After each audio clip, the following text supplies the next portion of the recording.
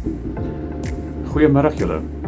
Ons kry elke liewe keer as ons 'n mandaat 'n afspraak het, kry ons hierdie vraag. Hoe bepaal ons waarde? Nou, ons het gedink ons wil graag vir julle 'n video maak om 'n bietjie te verduidelik.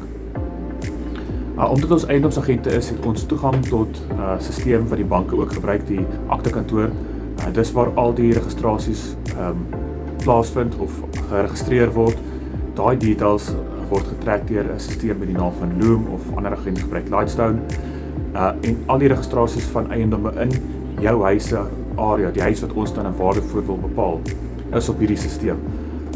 Kom ons veronderstel jy het 'n voltitel eiendom. Ons kyk dan na al die voltitel eiendomme in jou area wat verkoop het in die afgelope jaar of 2, soms is daar 3 jaar se eiendom op daai lys, en ons kan dan sien presies waarvoor hulle geregistreer het. Ons kan dan ook sien hoe groot die erfgrootte is, en as die erfgrootte ooreenstem met jou erfgrootte, dan kan ons weet dis in lyn met jou eiendom. Dan kyk ons ook na die laagste waardes van hierdie eiendomme. Kom ons veronderstel die laagste eiendom het verkoop vir R1 miljoen, dan kan ons aanneem dat hierdie eiendom miskien nie modern is nie, hy was nooit regtig onderhou nie. Mense het nog nooit by hom aangepas en hom verbeter nie. En dis gewoonlik wat die laagste waarde op daai lys dan is. En dan kyk ons na die hoogste waarde. Die hoogste waarde verteenwoordig gewoonlik huise wat opgegradeer is, baie goed onderhou is, en wat baie modern is. Daai huise is gewoonlik aan die hoë spektrum van daai gelyskaal.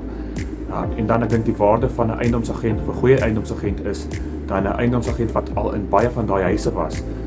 Of dit nou met waardasies was, of met kliënte ontmoet was, of verkope van vorige eiendomme.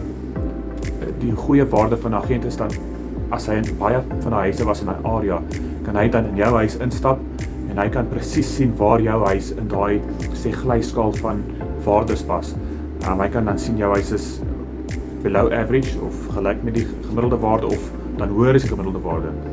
Partykeer is 'n eiendom hoër as die gemiddelde waarde, maar hy is nie opgegradeer nie. Dan weet ons ook hoe om dit aan te pas, dat jou eiendom reg geprys word. Reg gepryste eiendom is 'n eiendom wat dan op die mark gaan en dan sommer lekker vinnig navraag kry en vinnig verkoop. As jy met my wil gesels of met Talia wil gesels oor eiendomvaluasie, kontak ons gerus. Lekker dag, bye bye.